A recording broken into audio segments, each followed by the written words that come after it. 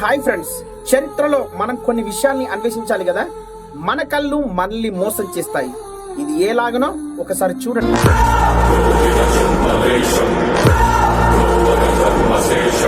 చూసిరు కదా, ఆ డాగ్ ఆ పాపని కరవడానికి రెడీగా ఉంది. అంతలో ఒక అతను వచ్చి ఆ పాపను సేవ్ చేశాడు అని మీరు అనుకుంటున్నారు కదా. అని నిజమేంటో తెలుసా? అతను కిడ్నాపర్. ఆ పాపను రక్షించడానికి ఆ డాగ్ సిద్ధంగా ఉంది.